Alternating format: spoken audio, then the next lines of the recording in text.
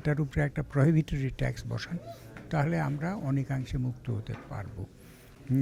কারণ তামাকের থেকে সরকারের যেটা রেভিনিউ হয় তার চেয়ে অনেক বেশি ক্ষতি হয় পরিবেশের, এবং তামাক থেকে যে সমস্ত রোগ হয় সেই রোগের কারণে মানুষের যে খরচ করতে হয় এবং স্বাস্থ্যগত ক্ষতি হয় সেটা কয়েক গুণ বেশি।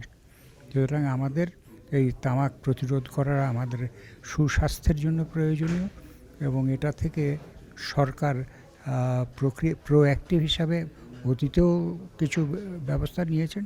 আরও আমাদের এই জিনিসটা আরও বাড়ানো দরকার, কারণ এই তামাকের দিকে ঝুঁকে পড়ছে উন্নয়নশীল দেশ এবং মহিলারা। এটা আমাদের জন্য অনেক ক্ষতিকর। কথা বলছি জাতীয় অধ্যাপক ডক্টর নুরুল ইসলাম সাহেবের সাথে।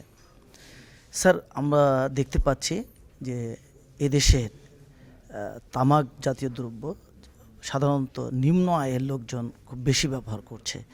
এদেরকে এই ব্যবহার থেকে দূরে রাখার জন্য কী ধরনের পদক্ষেপ গ্রহণ করা যেতে পারে বলে আপনি মনে করেন?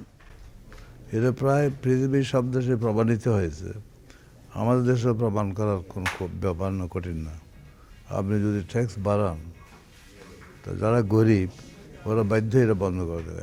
একটা লোক ওর পয়সা বেশি দাম দিয়ে সিগারেট কিনে খাবে নাকি ছেলে মেয়ের খাবার খাবে? সে যদি পয়সা না থাকে, এই অল্প পয়সা দিয়ে ছেলে মেয়েকে খাবার প্রথম। হ্যাঁ, বলছে আমাদের দেশে সব কিছুর অভাব আছে, কিন্তু আমার মা বাবার ভালোবাসার কোনো অভাব নেই। ভালোবাসা আমাদের দেশে পৃথিবীর অন্যান্য দেশের তুলনায় মা বাবার ভালোবাসা ভেদিক। ছেলে যে জান দিতে প্রস্তুত, নিজে খেতে না খেয়ে হলেও ওদেরকে খেতে দেয়, গরিবরা তাই করে। এখন ট্যাক্স করে যদি দাম যদি বাড়ান, তাহলে নিশ্চয়ই প্রথম বিসর্জন দেবে তামাককে, কারণ ওরা বিসর্জন করার উপযুক্ত। এটা বিসর্জন দিয়ে তাদের পয়সাটা বাঁচে, পয়সা বাঁচে ছেলে মেয়েদের খাবার দিতে পারবে। যেহেতু সেটা প্রথম এবং প্রধান উদ্দেশ্য ছেলে মেয়েকে খাবার দেওয়ার, নিজে না খেয়ে হলো, সেই জন্য তারা সিগারেট সহজে বর্জন করবে, যেন ওই টাকা দিয়ে ছেলে মেয়েকে খাওয়া দিতে পারে, সিগারেট বেচা নষ্ট না হয়। কথা বলছি মহাপুলিশ পরিদর্শক নূর মোহাম্মদ সাহেবের সাথে। তা আমরা একটা কথা বলি, চ্যারিটি বিগিনস অ্যাট হোম। আমরা ঘর থেকে শুরু করি। এই লক্ষ্যটাকে সামনে নিয়েই আজকে ঢাকা মেট্রোপলিটন পুলিশ এই উদ্যোগটা গ্রহণ করেছে যে এই রমনা মডেল থানাকে তামাক মুক্ত এলাকা হিসাবে ঘোষণা করেছে, যাতে আমরা পরবর্তী সময়ে কালক্রমে এই যে তাদের এই ভালো উদ্যোগ এটাকে আমরা স্প্রেড করে দিতে পারি সারা দেশ জুড়ে। ধূমপান প্রকাশ্যে করলে জরিমানা কত বিধান রাখা হয়েছে, কিন্তু সেটার প্রয়োগ হচ্ছে না কেন? এখানে আমরা তো সবসময় যেটা বলি, অনেক আইনই আছে, কিন্তু আইন প্রয়োগের কিছু প্রতিবন্ধকতা আছে। এখানে কিন্তু ধূমপান করার জন্য আইনি যে প্রক্রিয়াটা, এটা কিন্তু এখানে অনেক ক্ষেত্রে পুলিশের করণীয় কিছু নাই। পুলিশ কিন্তু ডাইরেক্ট কাউকে ফাইনও করতে পারে না, নর্মালি এটা ম্যাজিস্ট্রেটরা করে থাকেন। তো এই বিষয়টা একটু চিন্তাভাবনা করার দরকার আছে। আপনি লার্জ স্কেলে যদি কিছু পুলিশ অ্যাক্টিভিটিস কিছু ঘটাতে চান, তাইলে এটা চিন্তা করা যেতে পারে। পুলিশকে এই ধরনের ক্ষমতা যদি আপনি দেন, পুলিশ ইউনিফর্মেই যাক কিংবা সিভিলেই যাক, রাস্তায় কোথাও যদি কাউকে পায় ধূমপান করছে, তাহলে তাকে জরিমানাটা দিতে পারবে। কিন্তু এখন কিন্তু এটা অ্যাবসলিউটলি এটা ম্যাজিস্ট্রেটের কাছে আর কি, ম্যাজিস্ট্রেট ফাইনটা করতে পারে। কথা বলছি গণপ্রজাতন্ত্রী বাংলাদেশ সরকারের মাননীয় প্রধানমন্ত্রীর স্বাস্থ্য ও সমাজ কল্যাণ বিষয়ক উপদেষ্টা ডক্টর সৈয়দ মুদ্দাসির আলী সাহেবের সাথে। সর্বযুগের সর্বশ্রেষ্ঠ বাঙালি জাতির জনক বঙ্গবন্ধুর কন্যা জননেত্রী শেখ হাসিনা যখন এর আগের টার্মে প্রধানমন্ত্রী হন, তখনই মূলত তামাক নিয়ন্ত্রণ করার জন্যে তিনি তার কার্যালয় থেকে শুরু করে অধিকাংশ কার্যালয়ে, তখন সবগুলো করা সম্ভব হয়নি বিভিন্ন কারণে, তিনি ধূমপান মুক্ত ঘোষণা করেন। এটি হচ্ছে বিশ্বের কিন্তু ধূমপান মুক্ত করার জন্যে বাস্তব পদক্ষেপের ফাউন্ডেশন। এটা অনেকে আমরা আজকে ভুলে গেছি। সেই ধারাবাহিকতায় এবার সরকার আসার পরে তিনি আইনকে যুগোপযোগী করতে বলেছেন, যাতে প্রকাশ্য জায়গায় ধূমপান করা না হয়। যে কোনো আটকা জায়গায়, ঘর টর যে কোনো যেখানে আটকা থাকে সেই সব জায়গায় কোনো অবস্থাতে ধূমপান করা যাবে না। যেখানে বেশি লোকজন একসাথে জড়ো হয়, যেমন একটা বাস স্ট্যান্ড, ধূমপান করা যাবে না। মাননীয় প্রধানমন্ত্রীর নির্দেশে যে ধরনের নির্দেশ দেওয়া হচ্ছে, যে ধরনের আইন করা হচ্ছে, এরকম আইন কিন্তু অনেক দেশেই নাই। আমার মনে হয় যে আইনের প্রয়োগের জন্য আমাদের আরও সচেষ্ট হতে হবে, এই জন্য আমরা পদক্ষেপ নিচ্ছি। তামাকজাত দ্রব্য উৎপাদনের জন্য বেশ কিছু প্রতিষ্ঠান উৎপাদককে অগ্রিম অর্থ প্রদান করছে, এদের ব্যাপারে আপনারা কি পদক্ষেপ গ্রহণ করছেন? আমাদের পদক্ষেপ খুব সহজ। বাংলাদেশ ব্যাংক থেকে এদের কোনো প্রকার লোন দেওয়া হবে না। যে সকল প্রতিষ্ঠান সরকার নিয়ন্ত্রণ করে বা সরকারের যাদের প্রতি ইনফ্লুয়েন্স আছে সেখান থেকে। এখন প্রশ্ন হচ্ছে যে তারা তামাকের ব্যবসা করে, অর্থাৎ সিগারেট কোম্পানি, বিড়ি কোম্পানি, তারা প্রায় 4-5 গুণ টাকা অ্যাডভান্স দিয়ে দেয়। এখানে আমাদের সামাজিক সচেতনতা লাগবে। আমাদের দেশের যেভাবে গণমাধ্যম যেভাবে ভূমিকা রাখছে, বাংলাদেশ টেলিভিশনও যেভাবে ভূমিকা রাখছে, আমার বিশ্বাস সকলে কম্বাইন্ড হইতে ভূমিকা রাখলে এটাও আস্তে আস্তে কমবে। কিন্তু এটা একটা বেশ কমপ্লেক্স বিষয়, এটা ওভারনাইট ঠিক সরাসরি সরকারের নিয়ন্ত্রণে না, কিন্তু সরকার এ ব্যাপারে সচেষ্ট। আমরা জেনেছি যে প্রকাশ্যে ধূমপান করিলে জরিমানার বিধান আছে, কিন্তু সে আইনটি প্রয়োগ হচ্ছে না কেন? শুধু একটা নতুন আইন করলে হবে না, আইনের প্রয়োগটা খুব গুরুত্বপূর্ণ। আসলে আইনের যারা প্রয়োগ করবেন তাদেরকেও সচেতন হতে হবে।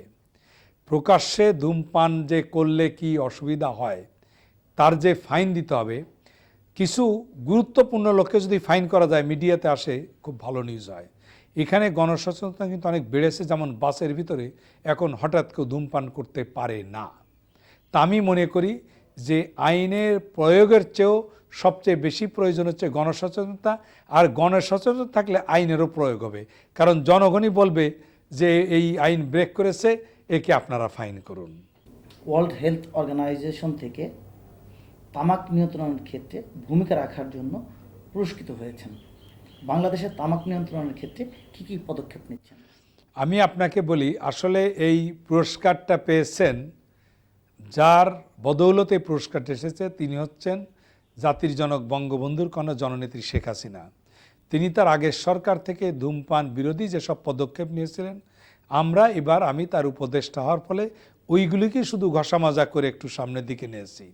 যেহেতু এই পুরস্কার ঠিক অনেক দেশে প্রধানমন্ত্রীকে দিলেও তারা এখানে মনে করেছে যে মাননীয় প্রধানমন্ত্রীর উপদেষ্টাকে দিলেই তাকে সম্মান করা হবে, সুতরাং এই পুরস্কারের দাবিদার হচ্ছেন জনগণ, এবং এই পুরস্কার যার জন্য পেয়েছি তিনি হচ্ছে জননেত্রী শেখ হাসিনা। সুতরাং এই পুরস্কারের মাধ্যমে জাতি, আমাদের বিশ্ব স্বাস্থ্য সংস্থা বুঝিয়ে দিল যে জননেত্রী শেখ হাসিনার সরকার ধূমপান বিরোধী আন্দোলনে অত্যন্ত সোচ্চার, অত্যন্ত তারা আন্তরিক এবং সত্যিকারে প্রোগ্রেস হচ্ছে। সুতরাং এটা জননেত্রীর সরকারের একটি আন্তর্জাতিক ক্ষেত্রে স্বীকৃতি মাত্র। আপনারা যখন 96 সালে সরকার গঠন করেছিলেন, তখন জননেত্রী শেখ হাসিনা ঘোষণা করেছিলেন যারা তামাক উৎপাদন করবে তাদের তামাক উৎপাদন বন্ধ করে তাদেরকে অন্য কিছু উৎপাদনের জন্য ঋণ দিয়েছিলেন।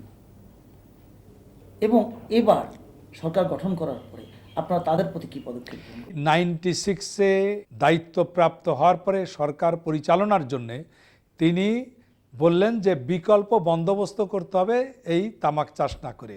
সেইটি আন্তর্জাতিকভাবে গৃহীত হয়েছে, এবং FCTC framework convention for tobacco, যেখানে আমি এখন ভাইস চেয়ার ওয়ার্ল্ডের, সেখানেও আমরা জননেত্রী শেখ হাসিনার নির্দেশিত যে পথ আন্তর্জাতিকভাবে গৃহীত, যে অবশ্যই তামাক উৎপাদনকারীদেরকে আর্থিকভাবে তাদের বিকল্প কর্মসংস্থান দিতে হবে। যেরকম স্ট্রবেরি চাষ করার খুব সাকসেসফুল, করার পরে সরকার টাকা দেওয়া হচ্ছে, আন্তর্জাতিকভাবেও টাকা দেওয়া হচ্ছে।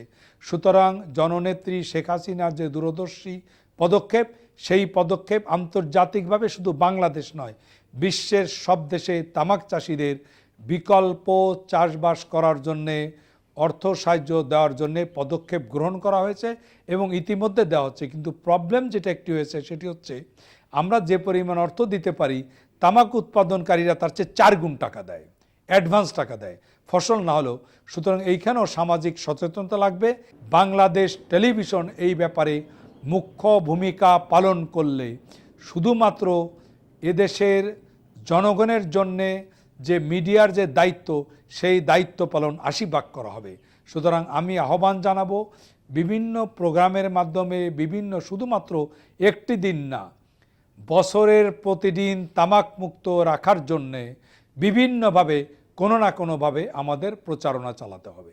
প্রিয় দর্শক, আজকে যে বিষয়গুলো দেখানো হলো, এই বিষয়গুলো আমাদের সমাজে যারা ধূমপান করছে তারা নিজে ক্ষতিগ্রস্ত হচ্ছে এবং পাশের পরিবার পরিজন সবাইকেই ক্ষতিগ্রস্ত করছে। তাই আমরা সমাজের সকলের কাছে আহ্বান জানাবো, আসুন আমরা সবাই ধূমপান পরিত্যাগ করি, তামাক বর্জন করি। সেই সাথে আমাদের অনুষ্ঠান দেখে আপনাদের কেমন লাগলো জানিয়ে আমাদের কাছে লিখতে পারেন। আমাদের কাছে লেখার ঠিকানা প্রযোজক শেষ কোথায়, কক্ষ নম্বর 215, বাংলাদেশ টেলিভিশন ভবন, রামপুরা, ঢাকা। সবাইকে পরবর্তী অনুষ্ঠান দেখার আমন্ত্রণ জানিয়ে শেষ করছি। খোদা হাফেজ।